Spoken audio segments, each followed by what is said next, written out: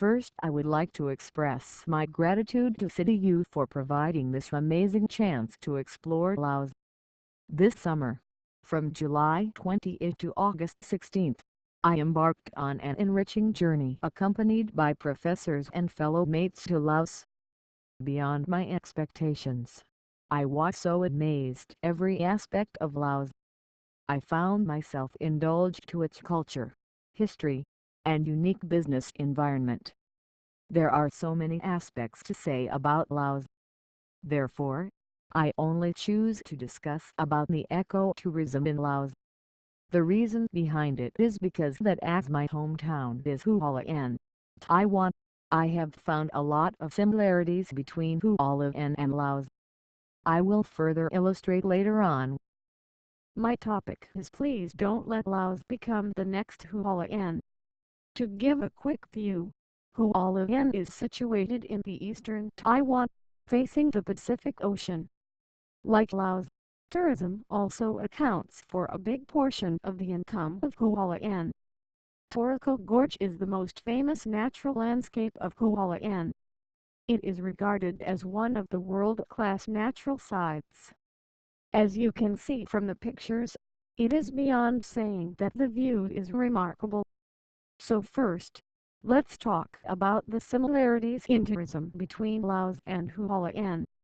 Low population density is the first similarity. As both places focus on natural sites, low population density will be a perfect advantage for developing natural tourism. Second is that both tourism environments are natural-based. Hualien is famous for mountain landscapes such as Toriko Gorge and its coastline facing the Pacific Ocean.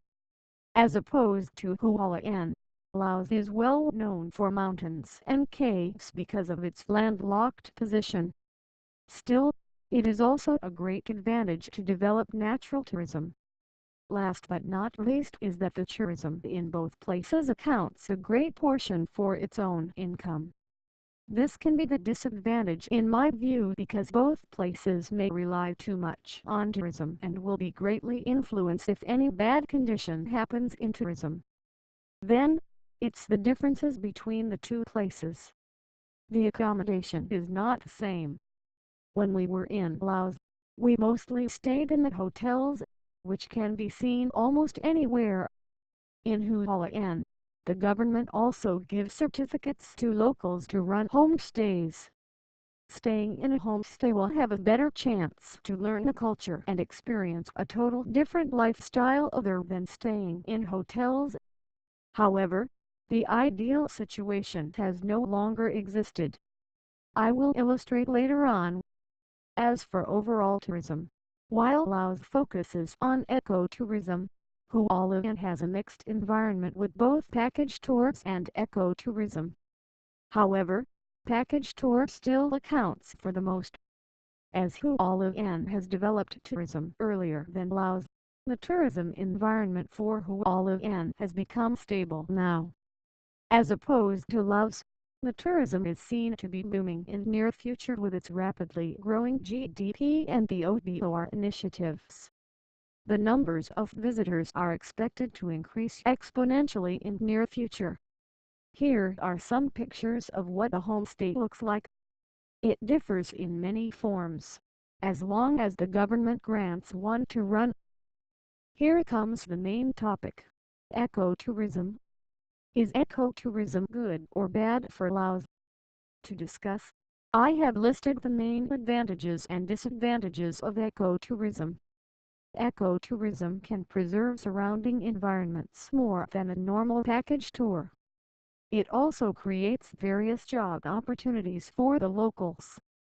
Tour guides are surely needed, and retailers can also grasp the opportunity to sell souvenirs.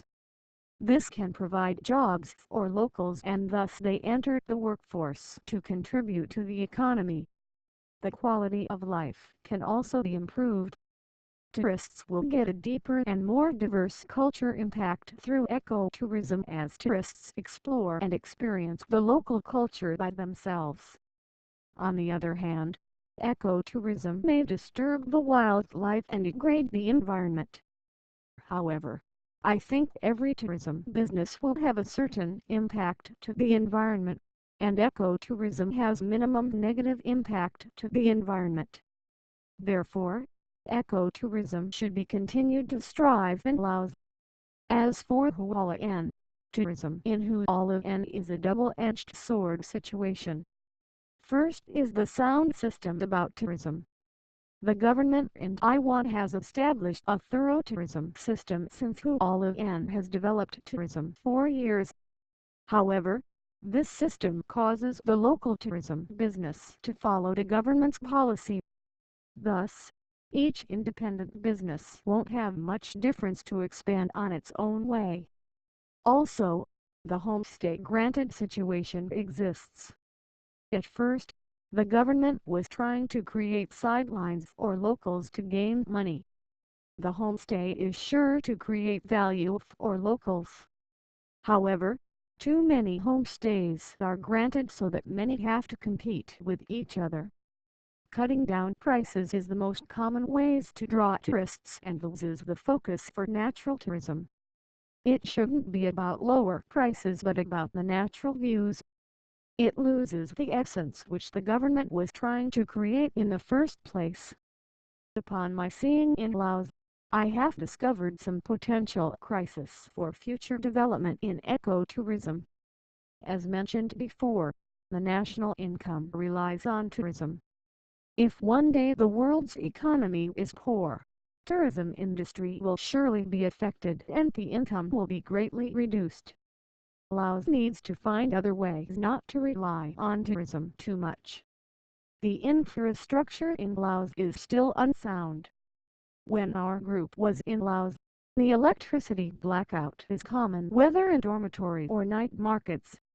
This is also the issue Laos needs to put effort on.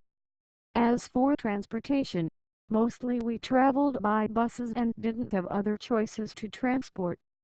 Laos still remains as one of the poorest countries in Indochina, so the unhygienic food and environment still needs to be taken care of. In the tourism industry, profit chasers are destined to emerge and more people can become one of them.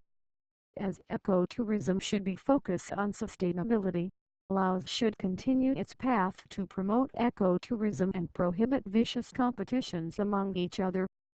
At last, I would like to end up with a quote from a Lao teacher.